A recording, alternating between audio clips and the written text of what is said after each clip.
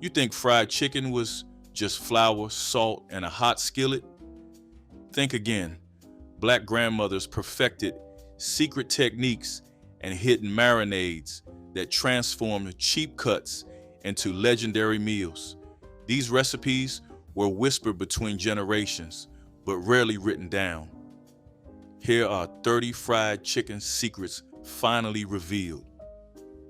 Buttermilk overnight soak was the foundation of fried chicken that fell off the bone with a crust that shattered between your teeth. Grandmothers understood that cheap, tough chicken needed time to transform, and buttermilk cost almost nothing. The bird was submerged completely in buttermilk mixed with salt, sometimes with hot sauce added for punch. Left overnight or 2 days, the acids slowly broke down tough fibers while salt penetrated deep. The result was chicken that stayed juicy even after frying. This was not a quick process, and grandmothers planned Sunday dinners days in advance. The buttermilk also created a sticky surface that grabbed flour like nothing else could. Without this step, coating would slide off in hot grease. Every grandmother knew patience with the soak separated church-worthy chicken from ordinary fare. Brown paper bag shake kept kitchens clean and chicken perfectly crusted without fancy equipment. Grandmothers saved grocery bags, knowing the rough interior helped flour cling while containing the mess. Seasoned flour went in first, mixed with salt, pepper, paprika, and secret family spices. Buttermilk-soaked pieces were dropped in 2 at a time, the top folded shut, then shaken until covered. The motion had to be vigorous but controlled. Children often helped with shaking, learning rhythm that would become their own technique. The paper absorbed excess moisture while flour adhered in layers that fried up golden. This method used less flour than dredging in bowls, stretching resources when money was tight. When the bag got too damp, a fresh one took its place. That simple bag became legendary in black kitchens everywhere. Cast iron lid, steam trick guaranteed chicken cooked through without burning the crust or leaving insides dangerously raw. Grandmothers learned that hot grease alone could deceive, browning outside while meat near the bone stayed pink. After chicken fried golden on both sides, the heavy lid was placed over the skillet and heat lowered. Steam built up, cooking pieces gently from all directions. The moisture kept crust from drying while trapped heat finished the job. After 10 minutes, the lid came off and heat went back up to re-crisp the coating. This 2-stage method meant the thickest thighs and drumsticks were safe without sacrificing crunch. Grandmothers timed this by instinct, knowing exactly when to remove the lid before crust turned soft and lost its signature shatter. Lard and bacon grease blend gave fried chicken deep, savory richness that vegetable oil could never match. Grandmothers kept coffee, cans on the stove filled with rendered bacon fat saved from every breakfast. When frying day came, that precious grease was combined with fresh lard from the butcher or rendered at home from pork trimmings. The mixture created frying fat with a higher smoke point, but all the smoky, salty flavor baked into every piece. Chicken emerged with golden crust that tasted of Sunday mornings. Using this fat meant nothing was wasted, and grease could be strained and reused several times. Grandmothers knew exactly when the grease was spent, judging by color and smell alone. This was cooking by feel rather than thermometers, producing chicken that could not be replicated any other way. Hot sauce buttermilk marinade put heat deep inside the meat rather than just on the surface.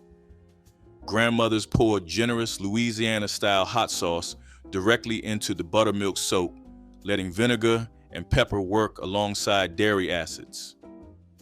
The heat was never overwhelming but present in every bite, warmth that built slowly.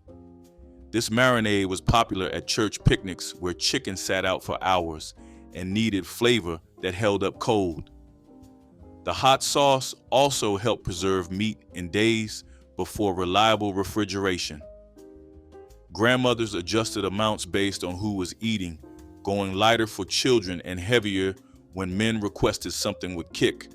The orange-tinged buttermilk stained fingers and promised flavor before the first bite. This technique transformed ordinary fried chicken into something people remembered and requested again.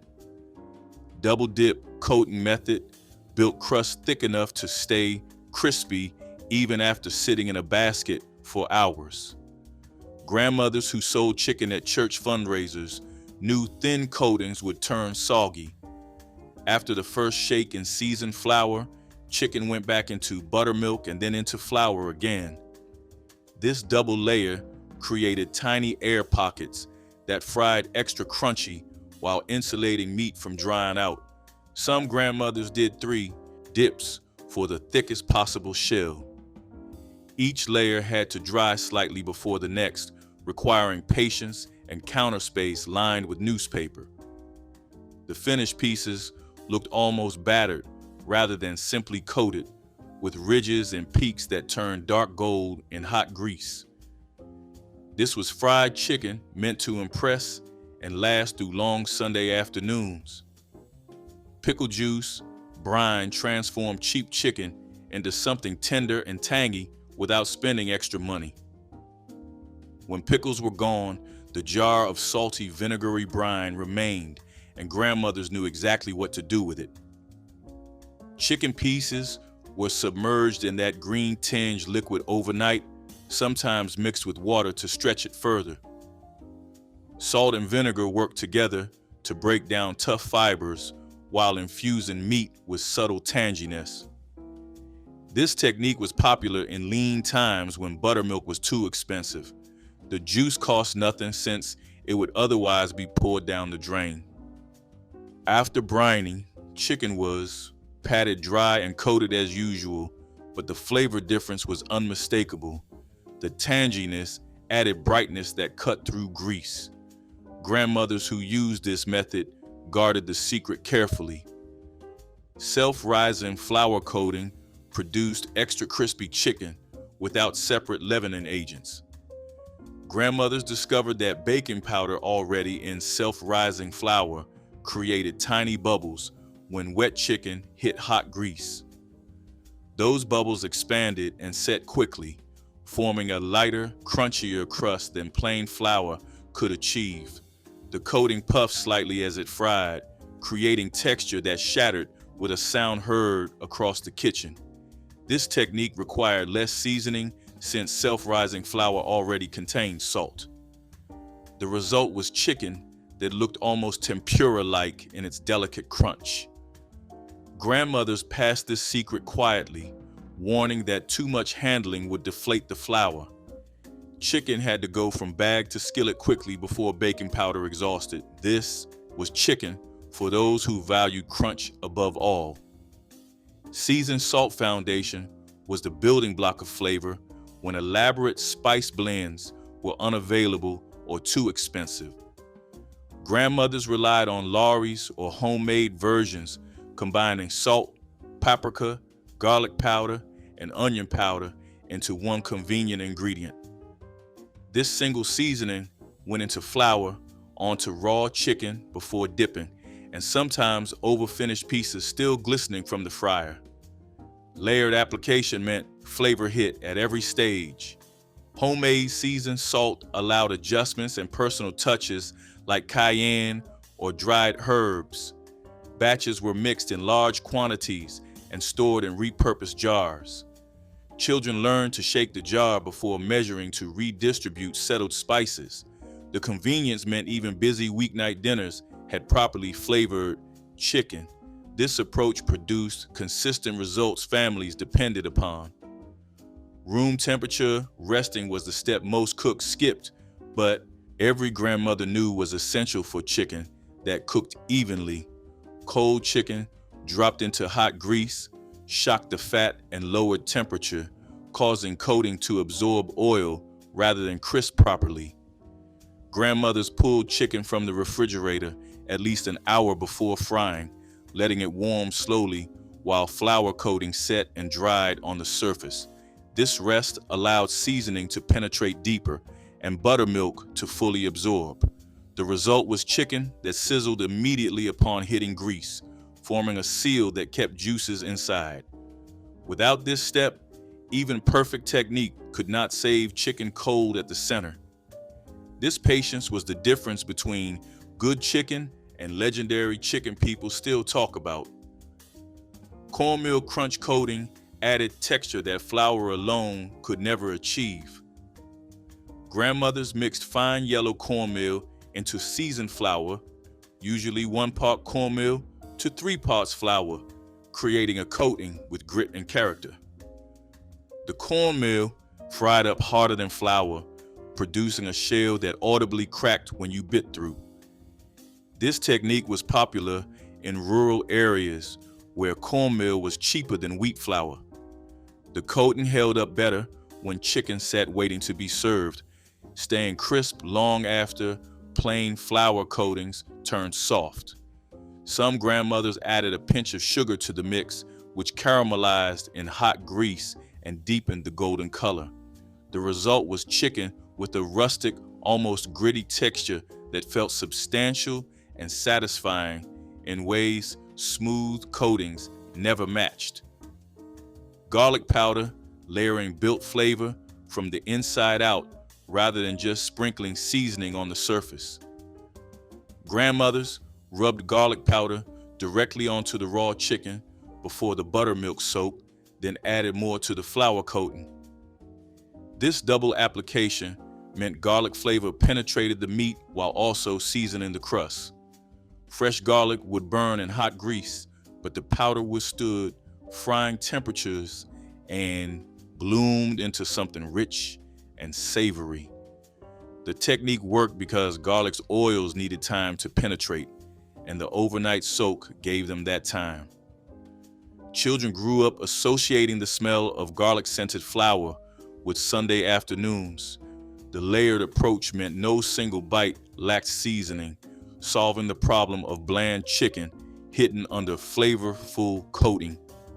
This was flavor engineering before anyone called it that. Onion salt finish was applied right when chicken came out of the grease, while the crust was still glistening and hot enough to absorb seasoning. Grandmothers kept a shaker of onion salt by the stove, dusting each piece as it landed on the draining rack. The heat activated the onion flavor, and the salt adhered to the oily surface, creating an extra layer of seasoning that hit the tongue immediately. This technique solved the problem of coating that tasted bland, despite careful seasoning of the flour. The finish was light but noticeable, adding complexity without overwhelming the chicken itself. Some grandmothers made their own onion salt by grinding dried onion flakes with coarse salt. The result was chicken that tasted fully seasoned from first bite to last, with no disappointing blank spots where flavor failed to reach. Egg wash adhesion was the secret for chicken that kept its coating through frying, resting, and even reheating the next day. Grandmothers beat eggs with a splash of buttermilk and dipped chicken pieces before the flour coating, creating a sticky base layer that grabbed and held. The proteins in the egg set quickly in hot grease, forming a seal between meat and crust that prevented separation. This technique was especially important for wing pieces and drumsticks, where coating tended to slide. Some grandmothers added mustard or hot sauce to the egg wash for extra flavor. The result was chicken where every bite included both meat and crust in proper proportion. Nothing was more disappointing than beautiful golden coating that fell off when you picked up the piece. An egg wash prevented that heartbreak entirely. Cayenne pepper heat was the quiet fire that made grandmother's chicken memorable without announcing itself too loudly. A teaspoon or two went into the flour coating. dispersed evenly so the heat spread throughout rather than concentrating in spots. The cayenne bloomed in the hot grease, releasing its oils and infusing the entire crust with gentle warmth. This was not the aggressive heat of hot sauce, but something subtler that crept up on you as you ate. Grandmothers adjusted amounts based on family preferences, but even the mildest versions contained enough cayenne to add dimension. The pepper also contributed color, deepening the golden brown of the finished crust. Children who grew up with this heat often found restaurant chicken bland and one-dimensional. The cayenne was never the star, but its absence was always noticed. Black pepper crust used coarse ground pepper in generous amounts, creating visible specks throughout the coating that delivered sharp bursts of heat with every bite.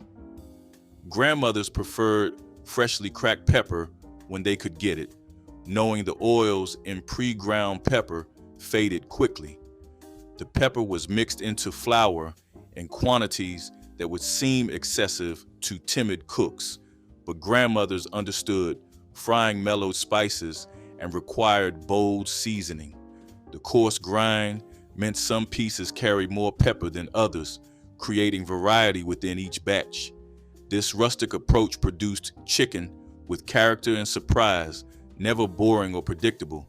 The pepper also aided digestion, cutting through the richness of fried food. Black pepper crust was honest country cooking that announced itself without apology. Paprika color secret-made chicken looked professionally fried, even when cooked in home kitchens with imperfect temperature control. Grandmothers added generous sweet paprika to their flour, knowing it contributed more color than flavor, but understanding appearance mattered. The paprika turned coating a deep, rusty gold that photographed beautifully and made mouths water before the first bite. This trick compensated for grease that ran too cool or chicken that needed extra time under the lid. Some grandmothers used smoked paprika for depth, while others preferred bright Hungarian variety. The secret was in quantity, enough to tint the coating without making it taste dusty. Children often believed their grandmother's chicken was better simply because it looked better. That psychological advantage was as real as any flavor enhancement.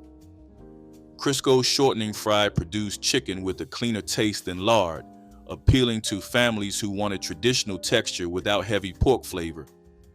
Grandmothers melted Crisco in cast iron until it shimmered, watching for the moment when a pinch of flour sizzled. Immediately upon contact, the vegetable shortening had a higher smoke point than butter and remained more stable than oil through multiple batches.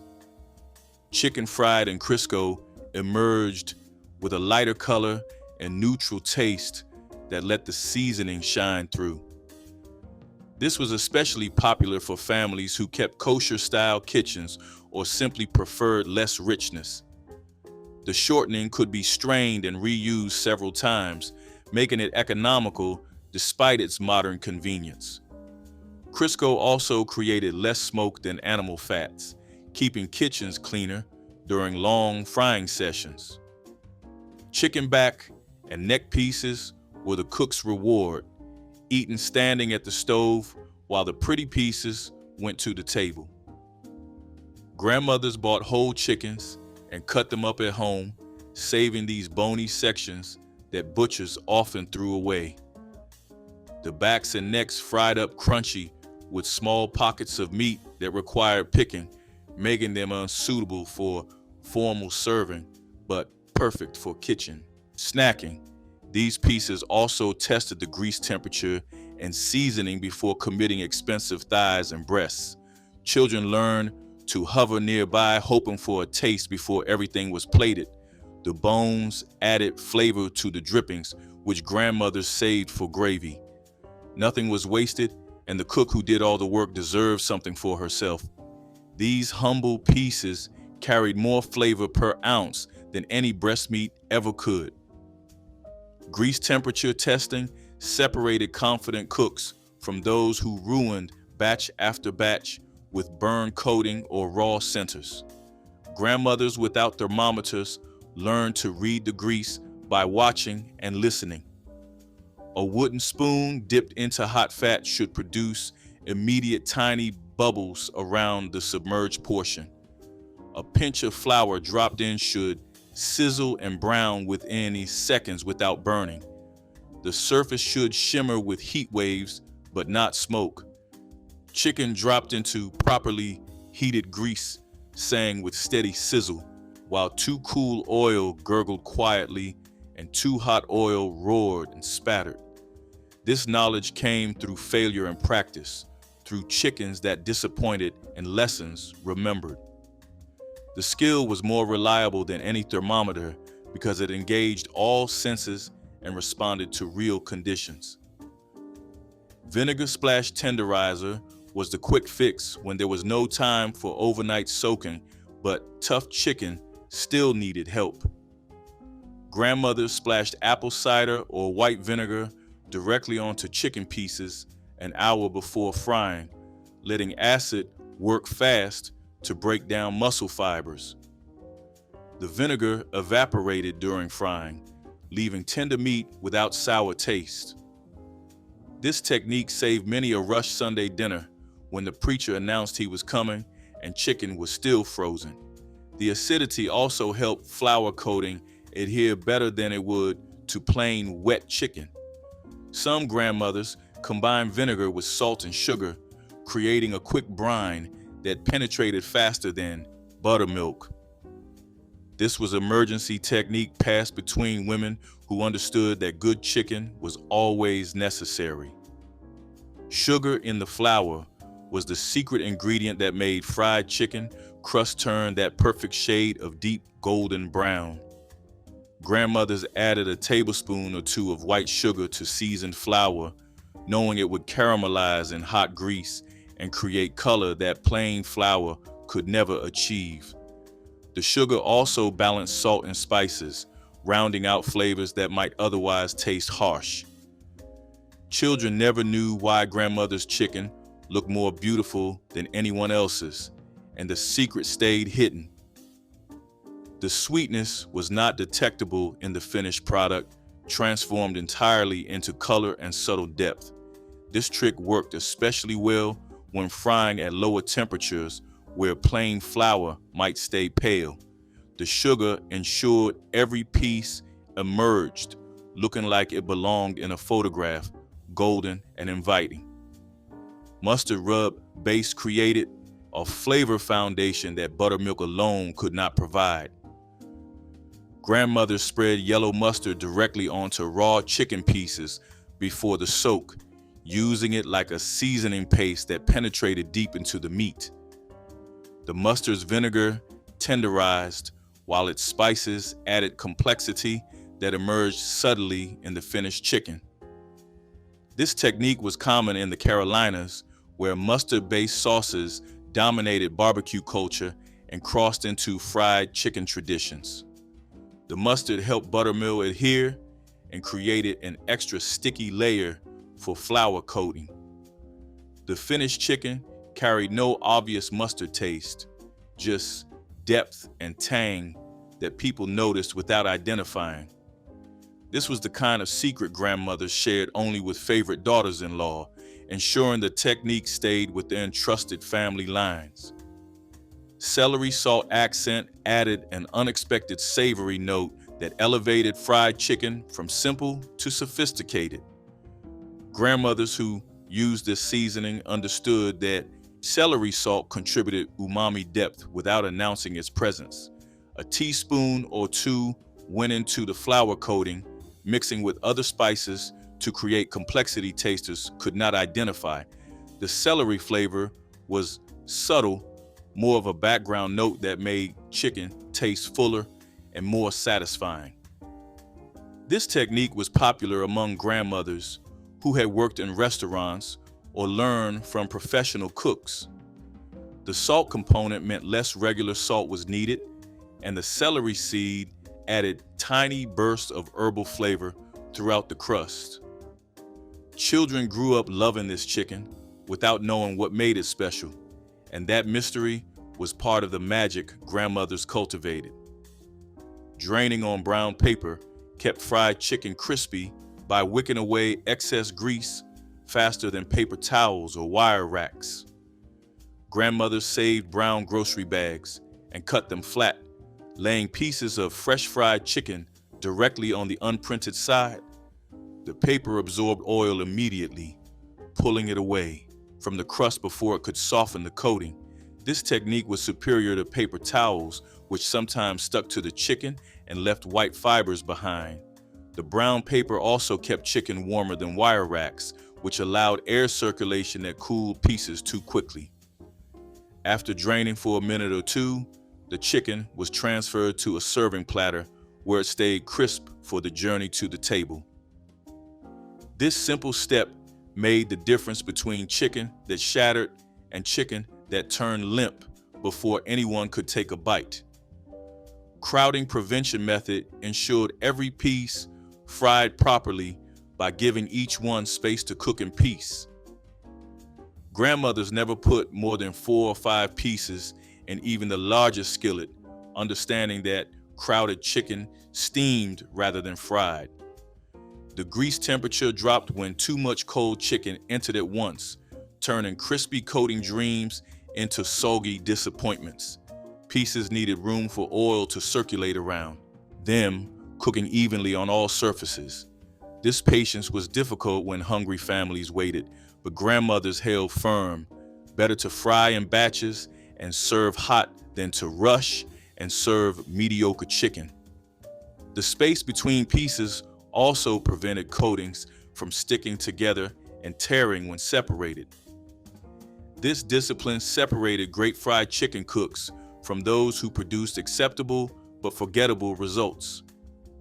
Second day, reheating secret restored leftover fried chicken to almost fresh crispiness using the oven instead of the microwave.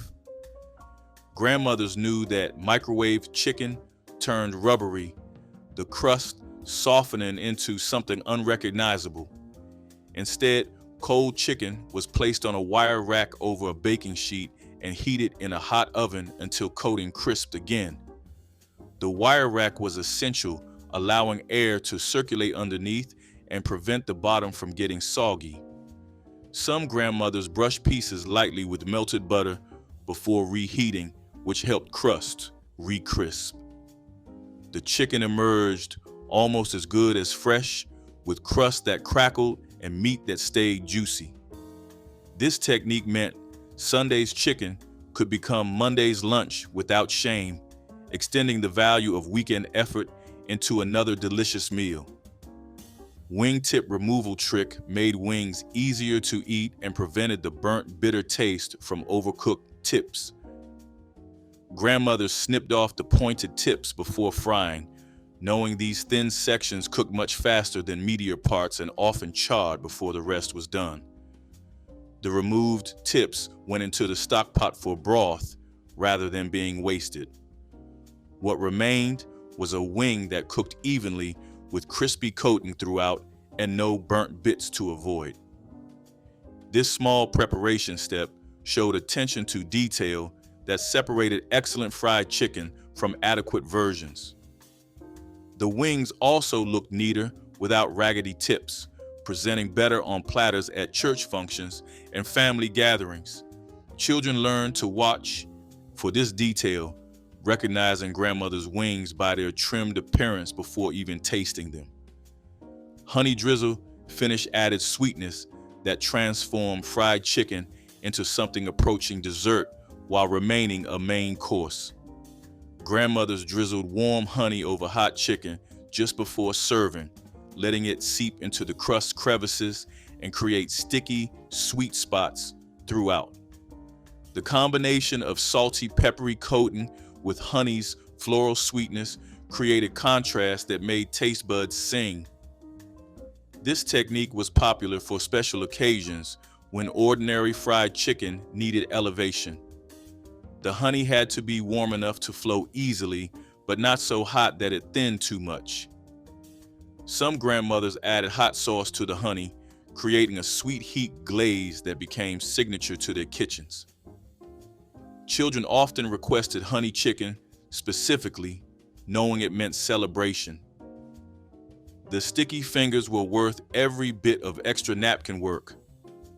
The resting rack technique kept finished chicken crispy while waiting for all pieces to fry by elevating them above their own steam. Grandmothers placed a wire cooling rack over a baking sheet and set it in a warm oven, transferring each batch there as it finished. The rack prevented bottom crust from getting soggy, while the warm oven kept everything hot without continuing to cook. This solved the eternal problem of early pieces turning cold and soft while later pieces still fried. The gentle oven heat also helped coating set fully, becoming even crispier as residual moisture escaped. By the time the last piece came out of the grease, the first pieces were still hot and crunchy, ready to serve together. This technique meant everyone at the table got equally perfect chicken, regardless of when their piece was fried. Fried hog maws were testament to the soul food philosophy that nothing from the pig should go to waste. The pig's stomach was cleaned meticulously, boiled until tender, then sliced into strips and fried until edges turned crispy while the center stayed chewy. The flavor was mild and porky, taking on whatever seasonings the cook chose to add. Families who grew up eating hog maws considered them comfort food, while those unfamiliar often needed convincing. The dish appeared at holiday tables and community gatherings where traditional foods were celebrated. Elders passed down preparation techniques, teaching younger generations the patience required to clean and cook them properly. Fried hog maws carried cultural significance beyond their flavor. Brown bag fried chicken used a simple paper sack to create the most evenly coated pieces without mess. Mothers would place seasoned flour into a brown paper grocery bag, then add a few chicken pieces at a time and shake vigorously until each was completely covered. The technique ensured every surface received an even layer of flour while keeping the kitchen counter clean. Children often helped with the shaking, turning the mundane task into something fun and participatory. The paper absorbed excess moisture from the chicken, helping the flour adhere better and creating a crispier final product. After shaking, each piece was lifted out gently to preserve the coating before being lowered into hot oil. This practical method proved that good fried chicken didn't require fancy equipment. Fried fish roe was a springtime tradition that brought excitement to African American tables when rivers ran full and fish were spawning. The roe sacks were carefully extracted, rinsed gently, and seasoned with salt and pepper before being dredged in cornmeal and lowered into sizzling lard. The coating turned crispy while the roe inside became firm yet slightly creamy, offering briny richness unlike anything else. Families near rivers considered this a seasonal treasure available only during spawning months. Children learned to appreciate its unique texture, watching elders prepare it with reverence passed through generations. Fried fish roe was often served alongside grits and eggs for breakfast, turning morning meals into something special. Double-dipped fried chicken created an extra thick crust that became legendary at church picnics and family reunions throughout the 1960s. The technique required dipping buttermilk-soaked chicken into seasoned flour, then back into buttermilk, and finally into the flour again before frying. This second coating built up layers that fried into a substantial shell, crunchy on the outside while protecting the meat's moisture. Black mothers perfected the rhythm of dipping, knowing exactly how long to let excess batter drip before moving to the next step. The result was chicken that looked impressive and tasted even better, with coating thick enough to hold onto seasonings and create pockets of incredible texture. Each bite offered contrast between the shatteringly crisp exterior and tender meat within. Fried porgies were coastal treasures that brought the taste of the Atlantic to African American tables throughout the Southeast.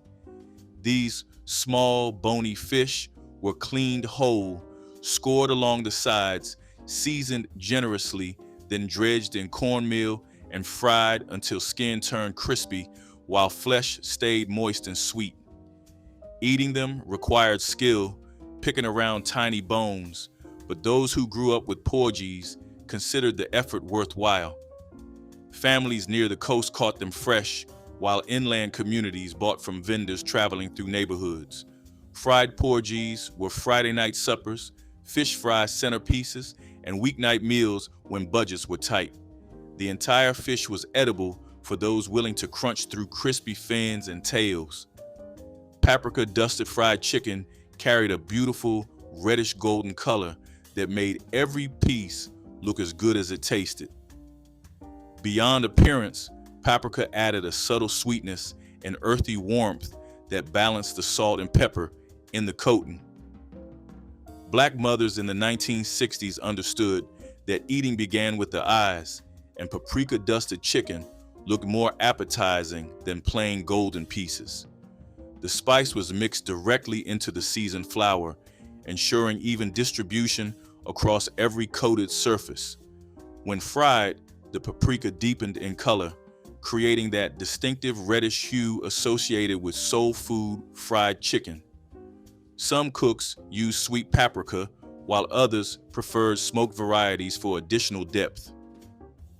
The visual appeal made this chicken a centerpiece at gatherings, drawing compliments before anyone took a bite.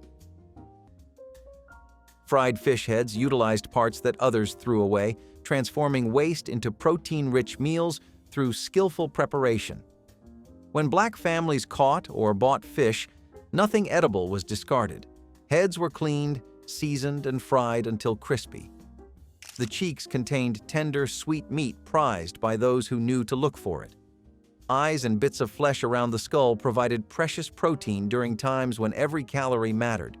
These fish heads were dredged in cornmeal and fried in hot lard until the bones turned crispy enough to crunch and eat. Children learned to navigate around bones, finding hidden bits of meat while developing appreciation for resourcefulness. In coastal communities and near rivers, fish heads appeared regularly because commercial fisheries sold them cheaply or gave them away. Black cooks fried them alongside regular fish, treating them with the same care and seasoning. The practice showed intimate knowledge of food, understanding that value existed everywhere if you knew how to prepare it properly through creative survival. Fried apple fritters were sweet indulgences that turned seasonal fruit into golden rings of comfort during autumn harvest months. Cooks sliced apples into rounds, dipped them in sweetened batter spiced with cinnamon and nutmeg, then fried until coating puffed and turned deep golden while fruit inside softened. The fritters were dusted with powdered sugar while warm, creating a snowy coating that melted against the hot surface. Families made these when apple trees produced more fruit than could be eaten fresh, turning abundance into celebration. Children gathered around skillets waiting for the first batch, burning fingers in eagerness. Church bake sales featured platters wrapped in wax paper, sold for pennies supporting community causes. Fried apple fritters were autumn in every bite.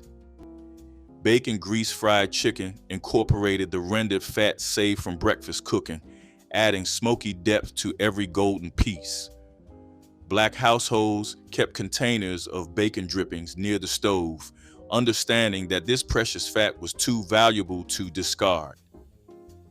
When mixed with other oils for frying chicken, bacon grease contributed a subtle smokiness that elevated the entire dish. The practice reflected the waste-nothing philosophy that defined resourceful cooking, turning breakfast leftovers into dinner's secret ingredient. Mothers knew exactly how much bacon grease to add for flavor without overwhelming the chicken's natural taste. The combination created a crust that was both crispy and rich, with undertones that made people ask what made the chicken so delicious.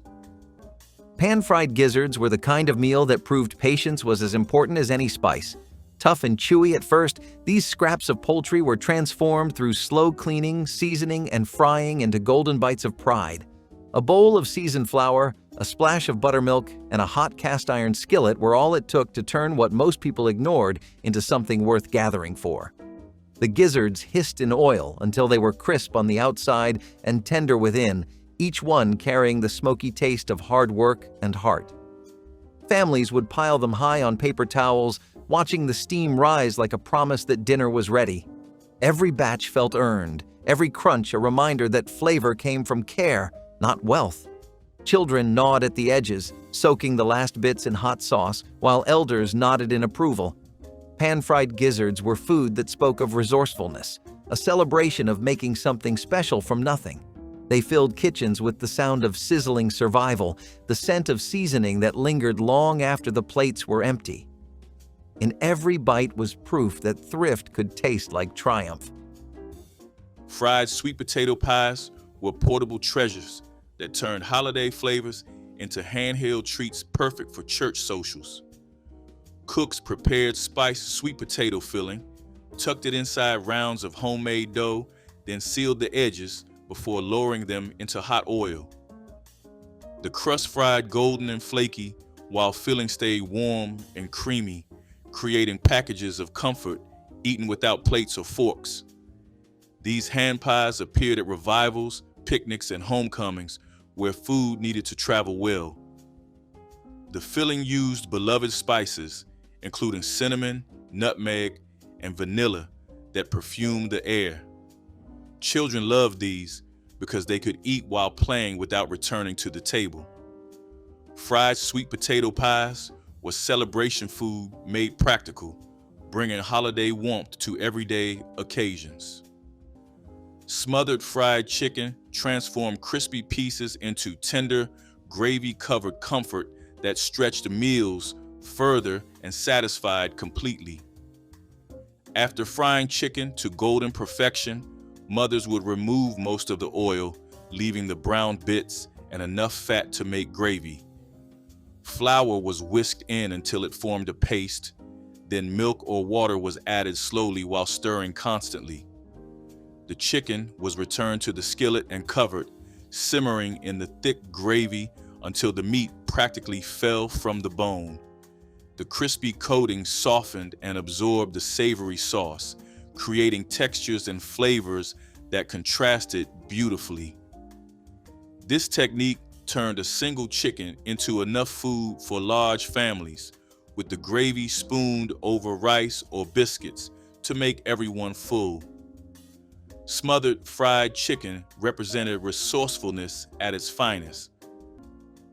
Hoghead cheese, or souse meat, was not fancy food, but it had deep roots in tradition and respect for what you had. Made from the head of the pig, boiled, seasoned, and set in its own broth, it was a dish born from necessity and pride. It was eaten cold, sliced thin, and often shared at the table with crackers and conversation. What others might have thrown away became something flavorful and lasting in the right hands. It spoke of times when wasting food was unthinkable, when every part of the animal was used to honor the work that went into raising it. The smell of it cooking filled the whole house, sharp and strong, but it was the kind of smell that meant good things were coming. When cooled and sliced, it glistened in the light like proof of survival itself. Each piece held a story of long days, careful hands, and families who knew that resourcefulness was its own kind of wealth. Souse meat wasn't about glamour, it was about gratitude. Even if you didn't grow up eating it, the story it told was universal. Make do, make it good, and never take a meal for granted. Seasoned flour fried chicken carried secret spice blends that varied from kitchen to kitchen, with each mother guarding her particular combination. The base was always all-purpose flour mixed with salt and black pepper, but the additions made each version unique. Some added garlic powder and onion powder for savory depth, while others included cayenne for heat or paprika for color. The flour was mixed thoroughly and often stored in dedicated containers, ready whenever fried chicken was needed. Mothers taught daughters to taste a pinch of the seasoned flour, checking the balance before coating any meat. The spices bloomed in the hot oil, releasing aromas that announced dinner was coming. This personalized approach meant no two families made identical fried chicken, creating pride in each household's particular recipe. Which fried chicken secret are you trying first? Drop your answer in the comments, hit that like button, and subscribe for more forgotten recipes from Black Kitchens.